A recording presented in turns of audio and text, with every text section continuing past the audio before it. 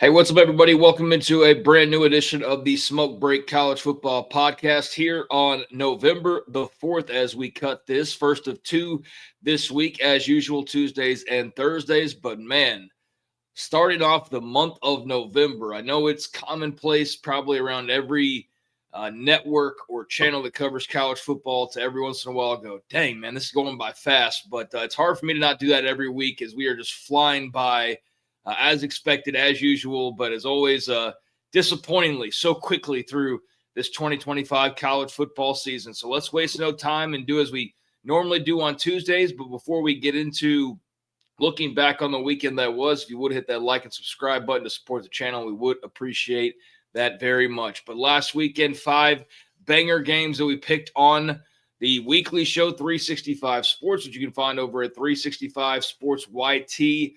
Those are the games we'll be talking about today. And then, of course, on Thursdays, we preview. But a couple of big news items first to get to, as typically we sort of stay in the realm during the week of the actual results. But we do also get a little bit into coaching news, and there's been no lack of that this season. 10-plus jobs have been opened up over the past month. A couple of those lingering from the offseason. Kent State now promoting their interim, so that job filled. But another job now joins the, let's see how long it gets line of the coaching carousel as Hugh Freeze is officially out with the Auburn Tigers. Yet another SEC job now opened up, and one that I think will be highly coveted. Auburn,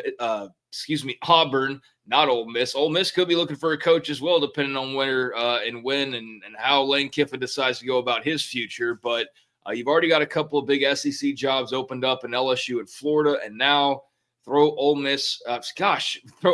onto the pile as well. Hey, Ole Miss fans, I'm sorry. Do you think I'm trying to get Lane Kiffin to move? I'm not, but they are on mine right now because they're a very good football team, and he's getting mentioned for every job that has any weight behind it. I don't think this one will be as much of a concern as LSU and Florida for the Ole Miss fans out there. And, hey, maybe they hang on to their guy when all is said and done. But I am like many others, and this is what I've been wondering now for the last couple of weeks, is where are all these candidates going to come from? I understand there's coordinators and there's guys that need to move up the ladder and this and that. But I also understand that, hey, not everybody's going to hire some big-time, big-name, big-splash person, that some people are going to go get a guy who's a little bit under the radar or maybe just not super popular or super well-known, and that might end up being the best hire of the entire cycle. But the more these jobs open up and more we see teams like in Auburn now wanting to jump in the mix, they're not looking for that type of a hire. So Auburn, LSU, Florida, we still got Virginia Tech out there, Oklahoma State, various others. And yes, the possibility that more will join. This has been fascinating. I think it's also something that can be looked at really negatively when you look at the state of college football. If you want to perceive it from that angle, a little bit of movement's healthy. This is like over the top, but count me in as being fascinated and entertained by it all. And I'm really looking forward to seeing how people fill these jobs, but not a surprise to see Auburn move on after another disappointing result. Hugh Freeze had been teetering going back to at least last year. And I don't root for anybody's jobs to be lost in this case in particular. But I am really interested in what direction now the Auburn Tigers decide to go, and who are they bidding against, if anybody, and what does all that look like? But yes, Hugh Freeze is out. So another very interesting job opening to monitor moving forward over the next few weeks. And then Rhett Lashlee from SMU signing a contract extension, joining the likes of Matt Rule and Curt Cignetti as coaches who have signed extensions in the midst of speculation about their futures and what jobs they could take in this market. And Matt Rule proceeded to turn around after his extension was announced and lost a big game. And then last week, doubled down that he was staying and lost another big game. And fortunately for SMU fans, Rhett Lashlee, they announced his extension, and I think Matt Rule will be fine in Nebraska. It's just kind of funny how all that worked. But for SMU, it worked out much better because they announced his extension and they proceed to go and beat a top 10 team in the Miami Hurricanes. So that's where we will start. A huge win by SMU last weekend on the Hilltop in Dallas, a place where they've already beaten Florida State going back to last year, where the home crowd's getting used to seeing ACC opponents come rolling through. And I actually heard somebody remark about how strange and yet interesting it was that they went through the Hilltop parking lot there and saw the Miami truck and how it really sunk in and felt real that this is where SMU is now, playing the likes of Florida State and Miami. You would think the playoff trip would have helped it all feel very real last year, but still I had to imagine that was pretty surreal to see the Miami, the U truck rolling through the parking lot, and had to feel like you were on cloud nine by the end of that game, a 26-20 overtime victory by SMU. The only points in overtime is they elected to run it down Miami's throat in OT period. Forget throwing the football. Our quarterback, Kevin Jennings, is banged up. He's gritting through it. He's thrown for nearly 400 yards, but we're going to impose our will on the Hurricanes in the extra time frame. And SMU did that as TJ Harden gets the winning touchdown. Miami with an interception in their overtime period. And SMU with a massive victory to take down the top 10 Hurricanes, who now are floundering and now are very much out of the college football playoff picture, needing to work their way back in a very wide open and kind of convoluted ACC race right now, because not only does Miami go down, but Georgia Tech also goes down as well. So you're looking at a team like Virginia, who's right there trying to be one of the ones grabbing the steering wheel at the moment, and a lot to get sorted out over these next 3 weeks. But an excellent win for SMU, an excellent timed win, given the talk around Rhett Lashlee and his contract extension, a super gritty performance by Kevin Jennings. And that's a big time W there for the SMU Mustangs. That was fun to see on Saturday. Meanwhile, you also had Texas and Vanderbilt, another big time matchup in the SEC. Did not take long for me to pick this game. I sometimes default too much to Texas, but I just have a lot of confidence in who they are as a program. And I did not blink really when it came to picking this Vanderbilt game throughout the week. No matter how well Diego Pavia has played, no matter how dynamic he is, I just felt like Texas, especially if Arch Manning was going to be able to play, and he did, and he played well, I thought they were just going to be a little bit too much for Vandy from a talent perspective, from a now being at home for the first time in a month perspective. I thought that would give them a little bit of juice, and it certainly did. I mean, Texas jumped over the Commodores right there out of the gates, put it on them, got up early, and never really relented until that fourth quarter when Vandy mounted the huge comeback, putting up 21 points.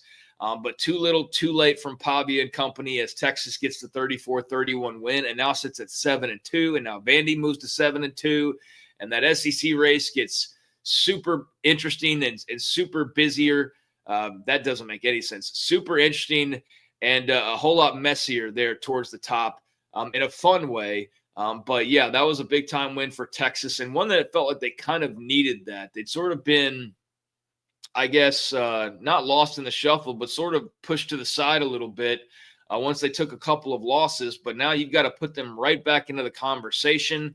So you've got A&M unbeaten, Alabama unbeaten, Georgia with one loss, Ole Miss with one loss, and now Oklahoma, who we'll get to, Texas, Vanderbilt, all right there as well. But Texas, 4-1. So they're right there in that Ole Miss and Georgia group, just one less win, but a couple of games ahead of Oklahoma, since they also have head-to-head, and now a couple of games ahead of Vanderbilt. So really you're looking at the SEC as being kind of a five-team race: A&M, Alabama, Georgia, Ole Miss, and Texas. One loss or better. Big, big win for the Texas Longhorns. Meanwhile, I mentioned Oklahoma.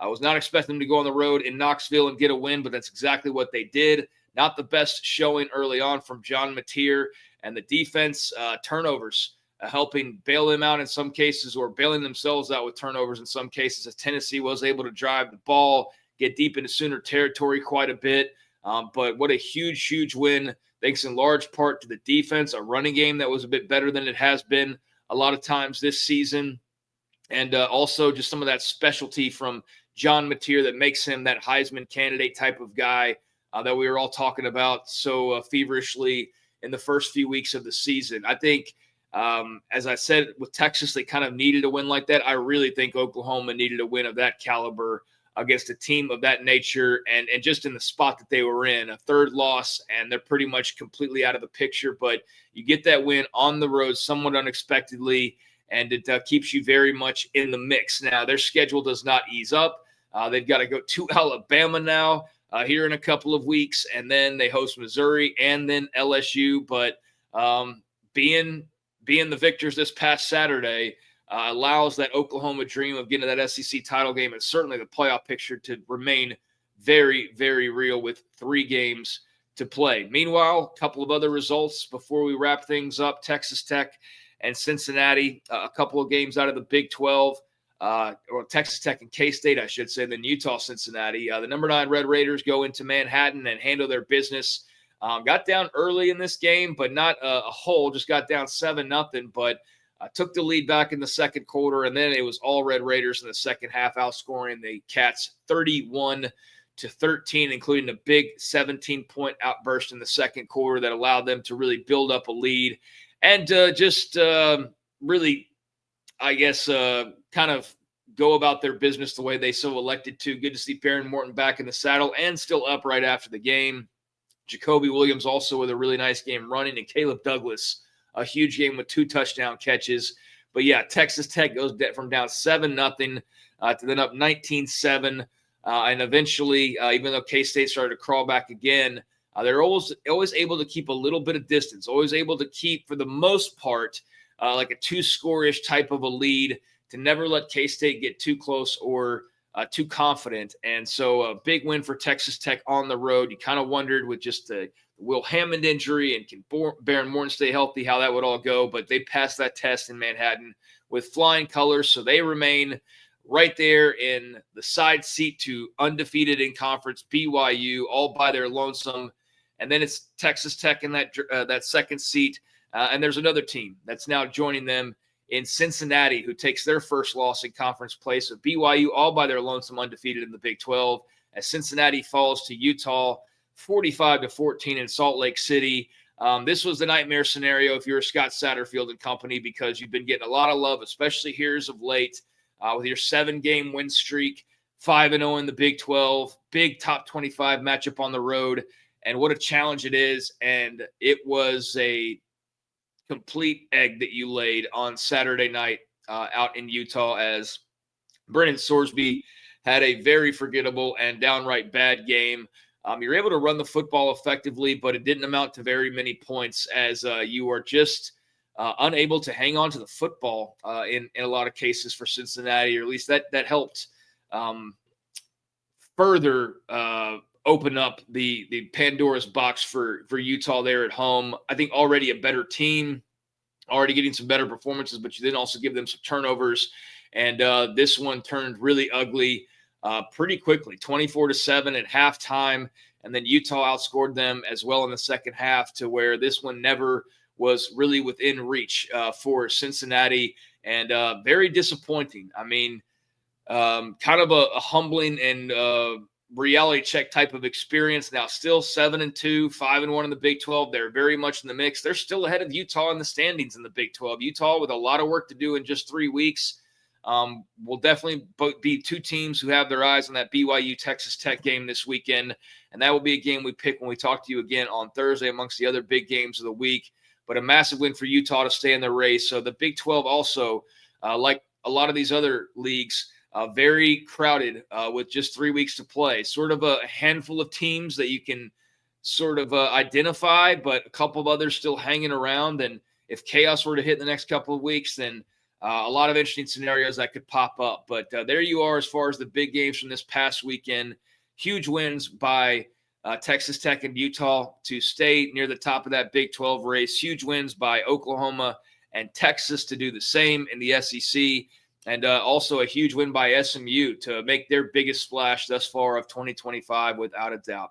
Until next time, please hit that like and subscribe button. We'll be looking forward to games when we return to you on Thursday. But until then, enjoy your week, everybody. I'm Craig Smoak, and this has been the Smoak Break.